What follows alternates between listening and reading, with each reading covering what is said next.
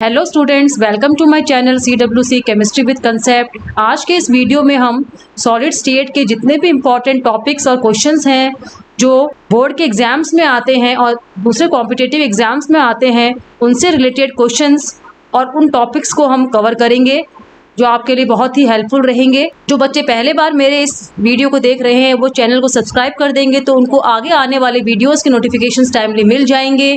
तो आइए बच्चों, हम देखते हैं कि सॉलिड स्टेट में कौन कौन से टॉपिक्स हैं जो हमारे बहुत ही इंपॉर्टेंट हैं और जिनसे मोस्टली क्वेश्चंस हमारे आते हैं।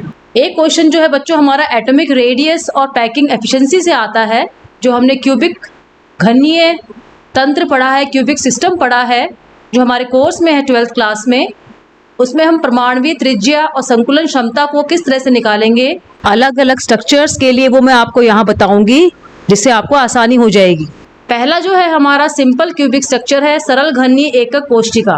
मैंने अपने चैनल पे सॉलिड स्टेट के बहुत सारे वीडियोस अपलोड किए हुए हैं। जिन लोगों को कंसेप्ट्स क्लियर नहीं है SCC, BCC और FCC के, वो जाके वहाँ पे वीडियोस देख सकते हैं ताकि आपको आइडिया हो जाए कि हर स्ट्रक्चर में, चाहे वो सिंपल क्यूबिक स्ट्रक्चर हो, बॉडी सेंटर्ड क्यूबिक स्ट्रक्चर हो या फेस सेंटर्ड क्यूबिक स्ट्रक्चर हो, कितने एटम्स प्रेजेंट होते हैं और हर एटम जो है उस सिस्टम में कितना कंट्रीब्यूशन करता है वो आपको वहाँ क्लियर हो जाएगा। या हम डिटेल में नहीं पढ़ेंगे, सिर्फ इस टॉपिक को ही कवर करेंगे कि हम simple cubic structure, body centred cubic structure और फेस सेंटर्ड क्यूबिक स्ट्रक्चर में किस तरह से रेडियस निकालेंगे, रेडियस का जो उसकी साइड है जिसको हम A से डिनोट करते हैं उसके बीच में क्या रिलेशन है, और उसके अंदर पैकिंग एफिशिएंसी संकुलन क्षमता कितनी होती है। अगर इन एटम्स को एक जगह इकट्ठा कर दिया जाए तो उस सिस्टम का कितना पार्ट वो ऑक्यूपाई करेंगे और कितना पार्ट हमारा खाली रहेगा, वो आज हम इस वीडियो में पढ़ेंगे। पहला बच्चों हमारा है सिंपल क्यूबिक स्ट्रक्चर, जिसमें हम रेडियस निकालेंगे। इसका हम रेडियस कैसे निकालते हैं? सिंपल क्यूबिक स्ट्रक्चर जो होता है बच्चों, उसमें क्योंकि हम क्यूबिक सिस्टम की बात कर रहे हैं, घन की बात कर रहे हैं, सारी साइड्स बराबर होती हैं हमारी। अगर हम साइड जो है उसको A मान लेते हैं, क्यूब है, सारी साइड्स हमारी बराबर हैं। क्यूबिक सिस्टम में हम सिर्फ क्यूब को ही कंसिडर करेंगे, आपके कोर्स में क्यूबिक सिस्टम ही है। सिंपल क्यूबिक स्ट्रक्चर में जो एटम्स प्रेजेंट होते हैं उस क्यूब के कोने पर होते हैं। एक क्यूब में 8 कॉर्नर्स होते हैं, 8 कोने होते हैं, तो हमारे यहाँ 8 एटम्स आपको देखने को मिलेंगे। और अगर इसी एटम को हम थोड़ा बड़ा बना लें तो हम देखते हैं कि अगल बगल वाले जो कोने हैं उनके 2 एटम्स आपस में टच करते हैं, जो यहाँ इस फिगर में, इस चित्र में दिखाया हुआ है। ये एक स्फीयर है। स्फीयर भी हमारा 3 डायमेंशनल फिगर होती है। जिस तरह से हम बॉल को कह सकते हैं स्फीयर होती है, वैसे ये एटम भी जो है एक स्फीयर की तरह यहाँ प्रेजेंट होते हैं। 2 स्फीयर जो है आपस के टच करते हैं एक दूसरे को। हम यहाँ से यहाँ तक की डिस्टेंस जो है बच्चों उसको रेडियस ले सकते हैं इस स्फीयर की, और ये वाला जो है बच्चों इस स्फीयर का रेडियस हो जाएगा। और एक साइड जो है क्यूब की, मैंने पहले ही आपको बता दिया, उसको हम A से डिनोट करेंगे, जैसे मैंने फिगर में आपको करके दिखाया है। सारी साइड्स बराबर हैं, सभी A हो जाएंगी। अब जो हमारी घन के किनारों की साइज है, जिसको हम एज लेंथ बोलते हैं, उसको हम A से डिनोट कर रहे हैं। और यहाँ हम फिगर में देखेंगे कि A जो है बच्चों हमारे वो 2r के बराबर है। 2r, 2 इंटू रेडियस जिसे हम कहते हैं, वो हमारा A के बराबर है। A जो है इस क्यूब की साइड है और R जो है हमारा ये एटम प्रेजेंट है, इसका रेडियस है। तो A को हम R के टर्म्स में A is equal to 2r लिख सकते हैं। R इज इक्वल टू बच्चों हमारा हो जाएगा A/2। अगर बच्चों आपको रिलेशन आता है कि किस तरह से R और साइड ऑफ क्यूब के बीच में क्या रिलेशन है, तो उसको हम कह सकते हैं R is equal to A/2 होता है। और कभी कभी इसके ऊपर बच्चों हमें क्वेश्चंस भी देखने को एग्जाम में मिल जाते हैं, तो हमें याद रखना है कि सिंपल क्यूबिक स्ट्रक्चर में R और A के बीच में ये रिलेशन हमें देखने को मिलेगा। अब आगे आने वाली स्लाइड में बच्चों हम इसकी पैकिंग एफिशिएंसी देखेंगे। पैकिंग एफिशिएंसी होती क्या है? ये जो सारे एटम्स जो प्रेजेंट हैं, अगर इस क्यूब के अंदर एक कोने में हमें इकट्ठा कर दिया जाए तो वो उस क्यूब का कितना पार्ट ऑक्यूपाई करेगा, उसको हम पैकिंग एफिशिएंसी कहते हैं, जो हम आगे आने वाली स्लाइड्स में देखेंगे। पैकिंग एफिशिएंसी का फॉर्मूला जो है बच्चों, जिसको हम संकुलन दक्षता या संकुलन क्षमता कहते हैं, उसका फॉर्मूला हमारा हो जाएगा, जो एटम्स हैं कोने में प्रेजेंट हमारे हैं सिंपल क्यूबिक स्ट्रक्चर में। बच्चों सिंपल क्यूबिक स्ट्रक्चर जो होता है वो हमारे प्रिमिटिव टाइप ऑफ सिस्टम है। आद्य एकक कोशिका है जिसमें सिर्फ एटम्स प्रेजेंट होते हैं कोने पर। और एक जो हमारा दूसरा होता है जिसको नॉन प्रिमिटिव कहते हैं, non primitive type of structure, जिसमें हमारे FCC और BCC आते हैं, जिनको हम हिंदी में केंद्रित एकक कोशिका भी कहते हैं। 2 प्रकार की एकक कोशिकाएं हमने पढ़ी हैं। एक आद्य एकक कोशिका है जिसमें सिर्फ कोनों पर एटम प्रेजेंट होते हैं। दूसरा हमारा केंद्रित एकक कोशिका होता है जिसमें कोनों के अलावा उस क्यूब में कई और जगहों पे भी एटम्स प्रेजेंट होते हैं, जिनमें हम दो पढ़ेंगे, एफसीसी और बीसीसी। पैकिंग एफिशिएंसी निकाल रहे थे बच्चों हम, फॉर्मूला देखिए, वॉल्यूम ऑक्युपाइड बाय एटम्स, परमाणुओं के द्वारा घेरा गया आयतन, वॉल्यूम को हम बच्चों आयतन कहते हैं हिंदी में। मैं लिख रही हूँ इंग्लिश में, लेकिन हिंदी में बोल रही हूँ, हिंदी मीडियम वाले बच्चे जो हैं वो लिख सकते हैं। परमाणु के द्वारा घेरा गया आयतन, उसके नीचे हम लिख देंगे एकक कोशिका का आयतन, यूनिट सेल को हम एकक कोशिका कहते हैं बच्चों। और क्योंकि एफिशिएंसी निकाल रहे हैं, इंटू 100 हो जाएगा, ये हमारा परसेंट में आएगा। परमाणुओं के द्वारा घेरे गए आयतन को हम लिख सकते हैं Z into volume of atom, उस एटम का कितना वॉल्यूम है, उस परमाणु का आयतन कितना है, इसको हम डिवाइड कर देंगे। वॉल्यूम ऑफ यूनिट सेल, क्योंकि हम बात कर रहे थे बच्चों क्यूब की, सारी साइड्स इसमें बराबर थी, घन में सारी साइड्स बराबर होती हैं, और साइड जो थी बच्चों वो A थी, तो इसका आयतन हमारा वॉल्यूम हो जाएगा A क्यूब, नीचे हम A क्यूब लिख देंगे, इंटू 100 कर देंगे। ये Z जो है बच्चों हमारा, ये कितने एटम्स हैं, टोटल नंबर ऑफ एटम्स, उस एकक कोशिका में परमाणुओं की संख्या कितनी है वो हमारे Z के द्वारा बताई जाती है। अब देखिए बच्चों, एससीसी में हम कैसे निकालेंगे Z की वैल्यू। मैंने आपको बताया था कोने पे जो है, हर कोने पे एक एक एटम प्रेजेंट है, 8 कोने होते हैं इसमें, तो 8 एटम्स हो जाएंगे हमारे। और एक एटम जो है इस घन को, इस क्यूब को 1/8 पार्ट हमें दे रहा है। 8 कोने हैं तो 1/8 को 8 से मल्टीप्लाई कर देंगे तो हमारा 1 आ जाएगा। तो इस पूरी यूनिट सेल को एक एटम जो है 1/8 पार्ट दे रहा था, हमारे पास 8 परमाणु थे, 8 एटम्स थे, तो 1 हमारा आंसर निकल आएगा Z की वैल्यू। बच्चों इसको डिटेल में अगर आपको देखना है तो सॉलिड स्टेट में जाके आप मेरे वीडियोस देख सकते हैं, वहाँ इसको मैंने आपको डिटेल में कंसेप्ट क्लियर करने के लिए समझाया है। Z की वैल्यू बच्चों हम यहाँ 1 लिख देंगे। वॉल्यूम ऑफ एटम, क्योंकि हम बात कर रहे थे जो एटम हमारा गोल था, स्फीयर था, स्फीयर का आयतन जो हमारा होता है बच्चों 4/3 पाई आर क्यूब होता है, तो ये हमारे यहाँ लिख देंगे 4/3 पाई आर क्यूब, और नीचे हमारा हो जाएगा A का क्यूब इंटू 100। अभी पीछे वाली स्लाइड से बच्चों हमने देखा था कि किस तरह से R और A के बीच में रिलेशन है, किस तरह से हम R को A के टर्म्स में लिख सकते हैं। हमारा आया था R = A/2 आया था, या आप वीडियो को पॉज करके पीछे जाके देख सकते हैं, R = A/2 था।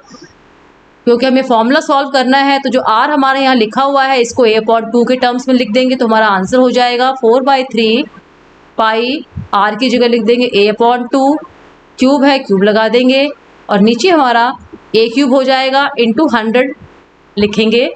इसको सॉल्व करेंगे तो हमारा हो जाएगा 1 × 4/3 पाई A³ 8 × 100, और नीचे हमारा आ जाएगा A क्यूब से A क्यूब कट हो जाएगा, और हमारा आंसर बच्चों आ जाएगा 52.4% आ जाएगी इसकी पैकिंग एफिशिएंसी। जो एटम्स थे कोने पे प्रेजेंट, अगर उनको एक जगह इकट्ठा कर देंगे तो उस यूनिट सेल, उस क्यूबिक घन का वो 52.4% पार्ट जो है ऑक्युपाई करेंगे, घेर लेंगे। अब खाली कितना बचेगा वो कैसे निकालेंगे। कभी कभी बच्चों जो हमसे इनडायरेक्टली इस तरह का क्वेश्चन पूछ लेते हैं कि एससीसी जो है उसमें खाली जगह कितनी होती है, तो खाली जगह निकालने के लिए हम कैसे करेंगे वो देखिए। टोटल हमारा 100 है, 100 में से 52.4 इसने घेर रखा है एटम्स ने, परमाणुओं ने, तो हमारा आंसर निकल आएगा बच्चों 47.6%। आगे आने वाली स्लाइड से बच्चों हम BCC body centred cubic cell निकालेंगे, किस तरह से उसका रेडियस निकलता है और क्या रिलेशन है रेडियस और साइड में, वो हम आगे आने वाली स्लाइड्स में देखेंगे। ये बच्चों बॉडी सेंटर्ड जो है काय केंद्रित घनी एक कोशिका का डायग्राम मैंने बना के दिखाया है आपको। कोने पर 8 एटम्स प्रेजेंट है और एक जो है उस घन के बीचों बीच प्रेजेंट है। ये जो कोने वाला है ये इस क्यूबिक स्ट्रक्चर में 1/8 का कंट्रीब्यूशन देता है, और जो बीच में प्रेजेंट है वो सिर्फ इसी क्यूब का है, इसी घन का भाग है, तो वो एक हिस्सा इस पूरे घन को देता है। साइड को मैंने A से दिखा दिया यहाँ पे, और ये जो गोले हैं इनका रेडियस जो है त्रिज्या R हो जाएगी हमारी। इसको हम सॉल्व कैसे करेंगे वो देखिए, मैं आपको समझाने के लिए डायग्राम बना के दिखा रही हूँ। ये हमारा क्यूब हो गया, कोने पे प्रेजेंट हैं सारे एटम्स, एक बीच में प्रेजेंट है। एक एटम बच्चों मैं यहाँ बना रही हूँ जिसकी हेल्प से हम A और R निकालेंगे। एक जो है हमारा बीचों बीच प्रेजेंट है, जो बीचों बीच प्रेजेंट है वो बच्चों हमारा इस गोले को टच करेगा, और यहाँ जो कोने पे प्रेजेंट है इस वाले सामने वाले कोने पर, वो भी हमारा इसको बीच वाले को टच करेगा। ये पीछे वाला कोना है, ये सामने वाला कोना है नीचे वाला, और ये बीच में जो पड़ा है उसको हम इस तरह से दिखाते हैं। ये हमारा आर हो जाएगा, यहाँ से यहाँ आर हो जाएगा। बीच वाला जो गोला है उसमें हमें 2 आर देखने को मिलेंगे, एक आर ऐसे हो जाएगा, एक आर ये हो जाएगा, और ये हमारा आर हो जाएगा। अब इसमें रेडियस कैसे निकालेंगे वो देखिए। उसके लिए हम इसकी नेमिंग कर लेते हैं। इसको ए दे देंगे, इसको बी, इसको सी, और इसको हम डी बोल देंगे। इस वाले की बात करेंगे, ये बच्चों हमारे घन का विकर्ण है, डायगोनल है, ये वाला जो मैं रेड लाइन से बना रही हूँ। और एक हम बात करेंगे इस वाले की, और ये हमारा बच्चों हो जाएगा एक राइट ट्रायंगल हो जाएगा। और पाइथागोरस प्रमेय, पाइथागोरस थ्योरम से हम कह सकते हैं कि AD square is equal to AC square plus DC square. ये आपने 10th क्लास में पढ़ा होगा। AD जो है बच्चों, अगर हम काउंट करेंगे तो AD हमारा कितने आर के बराबर है? 1 2, ये वाला आर जो काउंट नहीं होगा, 1 2 3 4 आर के बराबर है। तो कितना हो जाएगा हमारा? ये 4 आर का स्क्वायर हो जाएगा ये। अब AC को बच्चों हम कैसे निकालेंगे वो देखिए। जब हमें AC को निकालना होगा तो हम इस वाले ट्रायंगल को लेंगे बच्चों। ये वाला ट्रायंगल हमारा हो जाएगा। जब हमें AC निकालना है, ये भी राइट ट्रायंगल है, यहाँ पे इसका राइट एंगल बन जाएगा 90 डिग्री। तो हमारा AC स्क्वायर कितना हो जाएगा? AC square is equal to AB square plus BC square हो जाएगा। AB जो है इस घन की साइड है जिसको हम A से बता रहे हैं, BC भी साइड है, तो हम लिख देंगे AC square is equal to AB की जगह हम लिख देंगे A का स्क्वायर, BC की जगह हम लिख देंगे A का स्क्वायर। तो हमारा हो जाएगा, ये हो जाएगा बच्चों हमारा आंसर। अब इसको सॉल्व कर लेते हैं। AC की जगह हम लिख देंगे √2 स्क्वायर प्लस DC की जगह लिख देंगे हम A का स्क्वायर। ये हमारा हो जाएगा 16R का स्क्वायर इज इक्वल टू, ये दोबारा वही आ जाएगा 2A स्क्वायर प्लस A का स्क्वायर। 16R का square is equal to 3A square हो जाएगा हमारा। R का square is equal to 3/16 A का स्क्वायर हो जाएगा। R निकालना है हमें, √3/16 A का स्क्वायर हो जाएगा, जिसको हम लिख सकते हैं R इज इक्वल टू √3, 16 की जगह 4 आ जाएगा, और ये हमारा A आ जाएगा। ये हमारा रिलेशन हो गया R और A के बीच में बॉडी सेंटर्ड क्यूबिक जो सिस्टम था उसके लिए। कभी कभी इससे रिलेटेड क्वेश्चंस पूछ लिए जाते हैं बच्चों। आगे आने वाली स्लाइड्स में हम इसकी पैकिंग एफिशिएंसी निकालेंगे। फॉर्मूला वही रहेगा पैकिंग एफिशिएंसी का। फॉर्मूला लिख लेते हैं हम इसका। Packing efficiency is equal to, packing efficiency को संकुलन क्षमता कहते हैं, Z हो जाएगा into volume of single atom, एक एटम जो है उसका वॉल्यूम हो जाएगा, और नीचे हम लिखेंगे volume of unit cell. Unit cell को बच्चों में एकक कोशिका कहते हैं, वॉल्यूम को आयतन कहते हैं।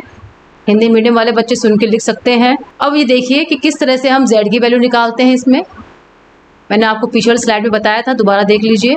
इस तरह का क्यूब है ये, क्योंकि बॉडी सेंटर्ड है तो इसमें 8 जो कोने हैं उस पर तो एटम्स प्रेजेंट है, लेकिन एक एटम जो है बीच में भी प्रेजेंट है बच्चों। इसके जो कोने वाले एटम्स होते हैं इनका कंट्रीब्यूशन इस क्यूब के अंदर 1/8 होता है। एक एटम जो है कोने वाला उसका 1/8 होता है। हमारे पास 8 एटम है तो 8 से मल्टीप्लाई कर देंगे तो 1 कंट्रीब्यूशन हो जाएगा। जो सेंटर में प्रेजेंट है हमारा एटम, ये पूरा का पूरा जो है इसी क्यूब का है, इसी घन का है, तो उसका कंट्रीब्यूशन, उसकी सहभागिता जो है 1 हो जाएगी। तो टोटल हमारे Z की वैल्यू 1 + 1 बच्चों 2 हो जाएगी। यहाँ 2 पुट कर देंगे Z की जगह, 2 आ जाएगा। वॉल्यूम ऑफ एटम, हमारा जो एटम था बच्चों वो स्फीयर था, उसका 4/3 πr³ होता है वॉल्यूम, उसका आयतन हम लिख लेंगे। वॉल्यूम ऑफ यूनिट सेल जो एकक कोशिका है वो हमारी घन है, इसलिए A³ लिख देंगे और इनटू हम 100 कर देंगे। जब बच्चों इसको सॉल्व करेंगे तो पहले हमें R जो है उसकी जगह A के टर्म्स में वैल्यू लिखनी पड़ेगी, जो हमने पीछे वाली स्लाइड्स में निकाला है। पीछे हमने देखा था कि हमारे R की वैल्यू जो थी A के टर्म्स में बच्चों कितनी आई थी, √3/4A आई थी। वो वैल्यू यहाँ R की जगह पुट कर देंगे हम, नीचे A का क्यूब लिख देंगे। पैकिंग एफिशिएंसी इसलिए 100 से मल्टीप्लाई कर देंगे। इसको सॉल्व करने पे बच्चों हमारा आंसर आता है 68%। आप सॉल्व करके देख सकते हैं 68% जो है इस घन में, इस क्यूब में वो पार्ट है, अगर इन एटम्स को इकट्ठा कर दिया जाए इस क्यूब के अंदर तो वो ऑक्यूपाई करेंगे। अब खाली स्थान, एम्प्टी स्पेस कितनी बचेगी बच्चों इसमें, वो निकालते हैं हम। टोटल हमारा 100 होगा, 100 में 68 माइनस कर देंगे। तो उम्मीद करती हूँ बच्चों आपको समझ में आ रहा होगा। आगे हम FCC जो है उसकी रेडियस और पैकिंग एफिशिएंसी निकालेंगे। फलक केंद्रित में बच्चों 8 कोनों पे तो एटम्स प्रेजेंट हैं हमारे। हर फलक, हर फेस पर कमरे की दीवारें जो होती हैं, साइड वाली, ऊपर वाली छत और नीचे वाला फर्श, उसको हम फेस कह सकते हैं, उस पर भी एटम्स प्रेजेंट हैं। एक क्यूब में हमें 6 फेसेस हमें देखने को मिलते हैं। जो कोने वाला एटम है, सिंगल वाला, वो इस क्यूब के अंदर 1/8 का पार्टिसिपेशन देता है, और जो फेस पर है ये बगल वाले क्यूब से भी टच होता है, इसलिए इसका पार्टिसिपेशन इस सिस्टम में 1/2 हो जाएगा, क्योंकि ये जो एटम है 2 के बीच में डिवाइडेड होता है, कोने वाला 8 के बीच में डिवाइडेड होता है। तो Z की वैल्यू हम कैसे निकालेंगे? 1/8 जो है 8 एटम्स हैं प्लस 6 फेसेस हैं, और एक जो है फेस फलक पे पड़ा है जो एटम, वो 2 के बीच में डिवाइड है, तो 1/2 कर दिया। ये बच्चों यहाँ मल्टीप्लाई आ जाएगा, 6 कर देंगे तो हमारा आंसर आ जाएगा 1 + 3 = 4। ये हमारी Z की वैल्यू आ जाएगी जो हमें रिक्वायर्ड होती है पैकिंग एफिशिएंसी निकालते वक्त। रेडियस कैसे निकालेंगे वो देखिए। रेडियस निकालने के लिए बच्चों हम ये वाला ट्रायंगल कंसिडर करेंगे। देखिए ये बीच में जो है फेस पे, इसका R ये हो गया, ये R हो गया, ये R हो गया, ये R हो गया। साइड जो है क्यूब की हम उसको A से लिख रहे हैं, चाहे कोई भी साइड हो, सारी साइड्स बराबर हैं। इस ट्रायंगल का बच्चों हम नाम दे देते हैं AB, और ये हमारा हो जाएगा बच्चों राइट ट्रायंगल है। यहाँ पे 90 डिग्री का एंगल बनते हुए दिखाई देगा हमें, तो राइट ट्रायंगल में पाइथागोरस थ्योरम हम लगा सकते हैं। AC² = AB² + BC² हम इसको लिखेंगे। AC की जगह हम लिख सकते हैं 4R, और AB की जगह हम लिख सकते हैं A² + A²। ये हमारा 16R² हो जाएगा, और ये 2A² हो जाएगा। R की वैल्यू हमें निकालनी है, R की वैल्यू हमारी निकल आएगी। इसको और सिंप्लीफाई कर लेंगे तो हमारा आंसर आ जाएगा A/2√। ये R और A के बीच में रिलेशन हमें यहाँ देखने को मिलेगा, R = A/2√2 हो जाएगा। अगली स्लाइड में बच्चों इसकी पैकिंग एफिशिएंसी निकालेंगे हम। फॉर्मूला बच्चों वही काम में लेना है जो अभी तक हम लेते आ रहे हैं। Packing efficiency = Z × volume of atom, और डिवाइड कर देंगे बच्चों इसको वॉल्यूम ऑफ यूनिट सेल एकक कोशिका के आयतन से × 100 कर देंगे। अभी मैंने आपको पिछली स्लाइड में बच्चों कितने एटम्स का कंट्रीब्यूशन होगा इस यूनिट सेल में निकाल के दिखाया था। हमारा 4 आंसर आया था Z की वैल्यू, तो Z की जगह हम बच्चों 4 लिख देंगे। परमाणु का वॉल्यूम जो है, क्योंकि वो एक स्फीयर है, 4/3 πr³ हो जाएगा। यूनिट सेल जो है वो क्यूब है, सारी साइड्स बराबर हैं, A³ हो जाएगा, × हमारा 100 हो जाएगा। हमने A और R के बीच में रिलेशन जो है देखा था अभी।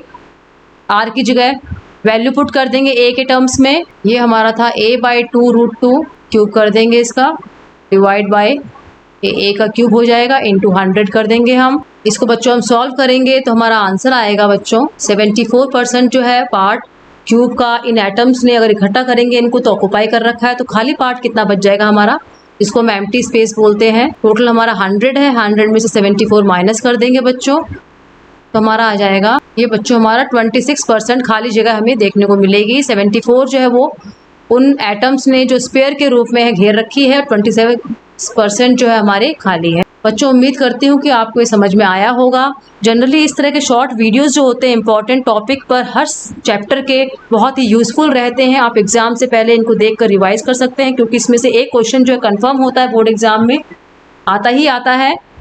तो उम्मीद करती हूँ आपके लिए हेल्पफुल रहेगा। जो बच्चे पहली बार मेरे चैनल को देख रहे हैं, इस वीडियो को देख रहे हैं, वो चैनल को सब्सक्राइब कर देंगे तो उनको आगे आने वाले वीडियोज़ के नोटिफिकेशंस टाइमली मिल जाएंगे। थैंक यू बच्चों।